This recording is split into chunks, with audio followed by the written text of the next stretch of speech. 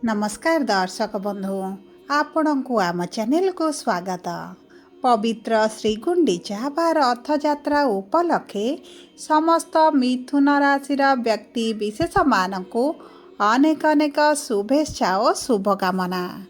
आपणकर जदि मिथुन राशि होता है तेबे यही भिडटी को थरे मात्र शेष पर्यंत देखंतु एवं निजर व्यस्त बहुल समय मध्यरु किछि समय आपण निज पाई दियंतु एवं निज भविष्यत विषय रे जानतु कहीं ना आमर आजिर यही कार्यक्रमटी समस्त मिथुन राशि लोक मानक पाई बहुत अधिक गुरुत्वपूर्ण रही।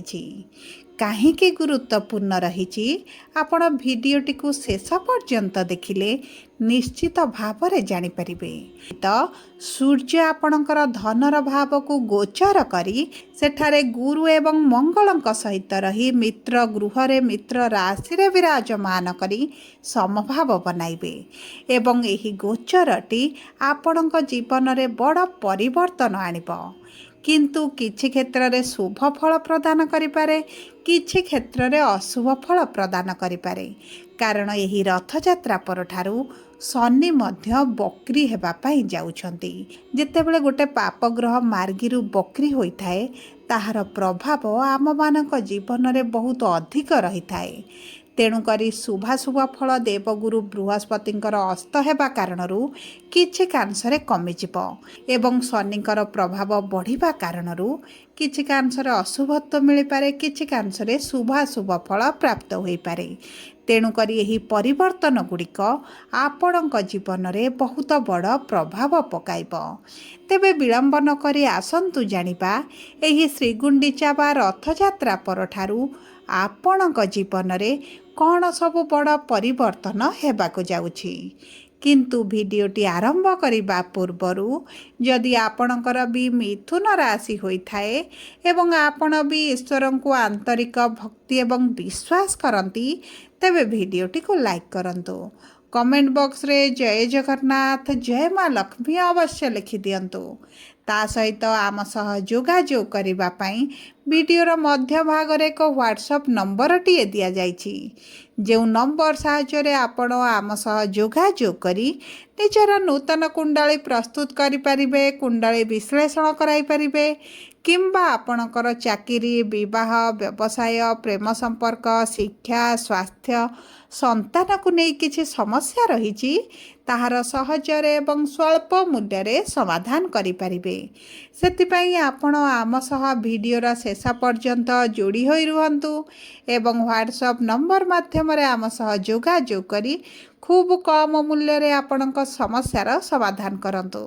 एबे आसंतु कार्यक्रमटी को आग को बढ़ाइबा एवं जानिबा केउं केउं बड़ परिवर्तन आपणक जीवन रे हेबाकु जाउछि। एही प्रमुख ग्रह मानकर राशि परिवर्तन, चलन परिवर्तन, स्थिति परिवर्तन रे विशेष भाव रे रथयात्रा परठारु देखंतु आपणकर भाग्यर भाव रे राहु विराजमान होइथिबारु एवं शनि आपणकर कर्मर भाव रे केंद्रस्थ होइथिबारु आपणकर स्वास्थ्य रे समस्या रहुतला, कर्म क्षेत्र रे बहुत अधिक समस्या देखुथिले, आर्थिक समस्या मध्य आपणकर बढ़िबारे लागिछि, परिवार मध्य खुशीर वातावरण रही नाही, एक प्रकार आपण असंतुष्ट रहुछंती। विद्यार्थी माने मध्य शिक्षा क्षेत्र में बहुत अधिक समस्या दे गति करुछंती। चाकरी पाई बारंबार चेष्टा करी मध्य विफलता निराशता देखिबा पाई पड़ुछि। आपणकर अजथारे खर्च गुड़ाए बढ़ुछि। समाज रे मान सम्मान कौनसी ना कौनसी कारण को नहीं हानि हेबारे लागिछि। संतान संतति को नहीं आपण बहुत अधिक चिंतित रहुछंती। आपणक व्यापार रे पूर्व भली आ लाभ हेउ नाही, एक प्रकार रे लॉस मध्य आपण देखुछंती। आपणक प्रेम जीवन हेउ बा आपणक दाम्पत्य जीवन हेउ छोट छोट कथा को नहीं कलह लगी रहुची, समस्या बढ़ी चली, आपण बहुत अधिक मानसिक दुश्चिंतार रहुछंती। तेबे एही भली जहा भी समस्या आपणक जीवन रे चलुथिला एही रथयात्रा परठारु बहुत गुड़िए क्षेत्र में आपण शुभाशुभ फल प्राप्ति करिवे। आपणकर अधिकांश दुख दूर हेबा पाई जाउछि। तेबे आसंतु जानिबा नक्षत्र अनुसार କେଉଁ ବ୍ୟକ୍ତିମାନଙ୍କୁ କି ପ୍ରକାରର ଫଳ ପ୍ରାପ୍ତି ହେବ। ସର୍ବପ୍ରଥମେ ଜାଣିବା ମୃଗଶିରା ମିଥୁନ 5/3 ମିଥୁନ ରାଶିର ବ୍ୟକ୍ତି ବିଶେଷମାନଙ୍କର ମଙ୍ଗଳ ହେଉଛନ୍ତି ନକ୍ଷତ୍ରାଧିପତି ଏବଂ ଧନର ଭାବରେ ବିରାଜମାନ କରିଛନ୍ତି। ଏହି ସମୟ ମଧ୍ୟରେ ପରିବାର କୁଟୁମ୍ବ ପ୍ରିୟଜନଙ୍କ ସହିତ ଯେଉଁ ଖରାପ ପରିସ୍ଥିତି ଲାଗି ରହିଛି, ଛୋଟ ଛୋଟ କଥାକୁ ନେଇ ଝଗଡ଼ା ମନମାଳିନ୍ୟ ମତଭେଦ ଲାଗି ରହୁଛି, ସେହିସବୁ କ୍ଷେତ୍ରରେ ଆପଣ ଶୁଭ ଫଳାଫଳ ପ୍ରାପ୍ତି କରିବେ। ସନ୍ତାନ ପ୍ରାପ୍ତି ପାଇଁ ଅତି ପ୍ରବଳ ଯୋଗ ବନୁଛି ଏବଂ ତା ସହିତ ଷଷ୍ଠ ଭାବକୁ ଗୁରୁଙ୍କର ପଞ୍ଚମ ଦୃଷ୍ଟି ଥିବା କାରଣରୁ ଆପଣଙ୍କର ଯେଉଁ ଗୁପ୍ତ ଶତ୍ରୁ ବୃଦ୍ଧି ହୋଇଛନ୍ତି ସେମାନେ ନାଶ ଯିବେ। ଆପଣଙ୍କର ଯଦି ଋଣ କରଜ ବୃଦ୍ଧି ଘଟିଛି ଧୀରେ ଧୀରେ କମିବା ଆରମ୍ଭ ହେବ। ବିଶେଷ ଭାବରେ ଆପଣ ଯଦି କିଛି ଲୋନ୍ ପାଇଁ ଆପ୍ଲାଏ କରିଛନ୍ତି, ବାରମ୍ବାର ଦୌଡ଼ିବା ପରେ ମଧ୍ୟ ଆପଣଙ୍କୁ ପ୍ରାପ୍ତ ହୋଇପାରୁନଥିଲା, ତେବେ ମଧ୍ୟ ଆପଣଙ୍କୁ ସେହି ଅର୍ଥ ଗୁଡ଼ିକ ପ୍ରାପ୍ତ ହୋଇଯିବ। ଏବଂ ସବୁଠାରୁ ବଡ଼ କଥା ହେଉଛି, ଯଦି ଆପଣ ପ୍ରେମ ସମ୍ପର୍କରେ ଅଛନ୍ତି, ପ୍ରେମ ବିବାହ କରିବା ପାଇଁ ଚାହୁଁଛନ୍ତି, ତେବେ ଆପଣଙ୍କ ସମ୍ପର୍କକୁ ଆଗକୁ ବଢ଼ାଇଲେ ଆପଣଙ୍କ ପାଇଁ ଶୁଭଦାୟକ ରହିବ। କିଛିଟା ଯଦି ଆପଣ ମିଥ୍ୟା ସମ୍ପର୍କରେ ରହିଛନ୍ତି, ଆପଣଙ୍କ ସହିତ ଛଳନା ପ୍ରତାରଣା ଧୋକା ଭଳି ପରିସ୍ଥିତି ଚାଲିଛି, ତେବେ ଏହି ସମୟ ମଧ୍ୟରେ ଆପଣଙ୍କର କିଛିଟା ମିଥ୍ୟା ସମ୍ପର୍କ ମଧ୍ୟ କଟିଯାଇପାରେ। ଏବଂ ଦେଖନ୍ତୁ, ଆପଣଙ୍କର ସୂର୍ଯ୍ୟ ମଙ୍ଗଳ ଏକତ୍ର ଦ୍ୱିତୀୟ ଭାବରେ ଥିବାରୁ ଆପଣଙ୍କର ବାଣୀ ଉପରେ ଟିକେ ନିୟନ୍ତ୍ରଣ ଆଣିବେ। ନଚେତ ଆପଣଙ୍କ ବାଣୀକୁ ନେଇ କିଛି ନା କିଛି କଥାର ଅଲଗା ଅର୍ଥ କଢ଼ାଯାଇ ଆପଣଙ୍କୁ ଦୋଷାରୋପ କରାଯାଇପାରେ, ଆପଣଙ୍କ ଉପରେ ମିଥ୍ୟା ଆରୋପ ମଧ୍ୟ ଲାଗିପାରେ। କିନ୍ତୁ କର୍ମର ଭାବରେ ଶନି ବିରାଜମାନ ହୋଇଥିବାରୁ ଆପଣ ଯଦି କର୍ମ ସନ୍ଧାନରେ ରହିଛନ୍ତି, ଆପଣଙ୍କୁ କର୍ମପ୍ରାପ୍ତ ହୋଇଯିବ। ନୂତନ ଚାକିରିର ବହୁତ ଭଲ ସମ୍ଭାବନା ରହିଛି। କିମ୍ବା ପୂର୍ବରୁ ଯଦି ଚାକିରି କ୍ଷେତ୍ରରେ ଅଛନ୍ତି, କିଛିଟା ପରିବର୍ତ୍ତନ ଚାହୁଁଛନ୍ତି, ତେବେ ମଧ୍ୟ ଆପଣଙ୍କର ହୋଇଯିବ। କିନ୍ତୁ ଟ୍ରାନ୍ସଫର କ୍ଷେତ୍ରରେ ଆପଣ ବିଳମ୍ବ ଦେଖିପାରନ୍ତି। ଏବେ ଆସନ୍ତୁ ଜାଣିବା ଆଦ୍ରା ମିଥୁନ ରାଶି 6/3 ମିଥୁନ ରାଶିର ବ୍ୟକ୍ତି ବିଶେଷମାନଙ୍କର ରାହୁ ହେଉଛନ୍ତି ନକ୍ଷତ୍ରାଧିପତି ଏବଂ ବିରାଜମାନ କରିଛନ୍ତି ନବମ ଭାବରେ। ପିତାଙ୍କ ସହିତ ଯେଉଁ ମନମାଳିନ୍ୟ ମତଭେଦ ରହିଛି, ପିତାଙ୍କ ଠାରୁ ଯେଉଁ ସପୋର୍ଟ ମିଳୁନି, ଆପଣ ଯେତିକି ଆଶା କରୁଛନ୍ତି ତାହା ଯେଉଁ ମିଳିପାରୁନଥିଲା, ଧୀରେ ଧୀରେ ମିଳିବା ଆରମ୍ଭ ହୋଇଯିବ।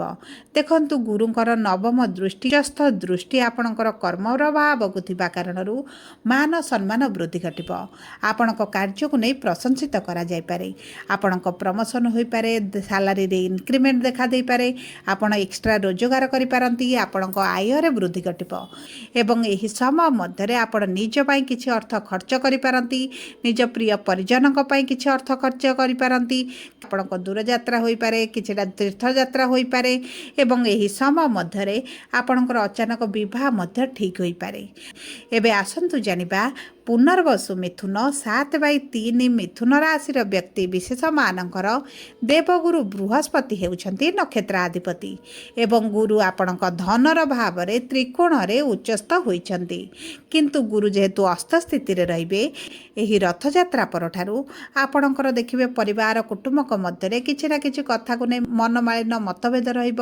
ଆପଣ ଅସନ୍ତୁଷ୍ଟ ରହିପାରନ୍ତି, କିନ୍ତୁ ଆପଣଙ୍କ ପ୍ରେମ ଜୀବନରେ, ବୈବାହିକ ଜୀବନରେ ଶୁଭ ଫଳାଫଳ ପ୍ରାପ୍ତି କରିବେ। ଯଦି ପତି ପତ୍ନୀଙ୍କ ମଧ୍ୟରେ କିଛି ସମସ୍ୟା ଚାଲିଥିଲା, ତାହା ଦୂର ହୋଇଯିବ। ଏବଂ ତା ସହିତ ଯଦି ଆପଣ ଉଭୟ କିଛି କାର୍ଯ୍ୟ ଆରମ୍ଭ କରିବା ପାଇଁ ଚାହୁଁଥିଲେ, କିମ୍ବା ଆପଣ ଯଦି ପାର୍ଟନରସିପ୍ରେ କିଛି କାର୍ଯ୍ୟ କରୁଥିଲେ, ସେହିସବୁ କ୍ଷେତ୍ରରେ ଶୁଭାଶୁଭ ଫଳ ପ୍ରାପ୍ତି ହେବ। ଆପଣଙ୍କ ଦୈନନ୍ଦିନ ରୋଜଗାରରେ ବୃଦ୍ଧି ଘଟିବ। କର୍ମକ୍ଷେତ୍ରରେ ଆପଣଙ୍କୁ ସ୍ୱଚ୍ଛଳ ପରିସ୍ଥିତି ଦେଖିବାକୁ ମିଳିବ ଏବଂ ଆପଣଙ୍କୁ ଅର୍ଥ ରୋଜଗାର କରିବାର ନୂତନ ମାଧ୍ୟମମାନ ଗୁଡ଼ିକ ମଧ୍ୟ ପ୍ରାପ୍ତ ହୋଇଯିବ। ଯଦି ଆପଣ କିଛିଟା ବ୍ୟବସାୟ କରୁଛନ୍ତି, ତେବେ ବ୍ୟବସାୟରେ ଲାଭ ବୃଦ୍ଧି ଘଟିବ।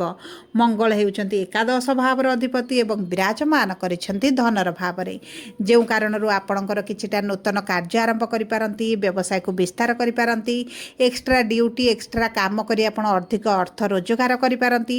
ଯେକୌଣସି କାରଣବଶତଃ ଆପଣଙ୍କର ଆର୍ଥିକ ସ୍ଥିତି ଯେହେତୁ ମଜବୁତ ହେବ, ଦୀର୍ଘ ଦିନର କିଛି ନା କିଛି ଅଭିଳାଷ ଆପଣଙ୍କର ପୂରଣ ହୋଇଯିବ।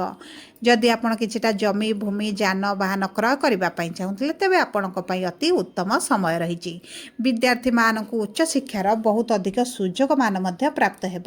ଏବେ ଆସନ୍ତୁ ଜାଣିବା କ'ଣ ରହିଛି ସହଜ ଏବଂ ସରଳ ପ୍ରତିକାର। ଦେଖନ୍ତୁ ଆପଣ ପ୍ରତ୍ୟେକ ବୁଧବାର ଦିନ ପ୍ରଭୁ ଗଣେଶଙ୍କ ପାଖରେ ଦୁବ ଘାସ ସହିତ ଲଡ଼ୁ ଅର୍ପଣ କରନ୍ତୁ।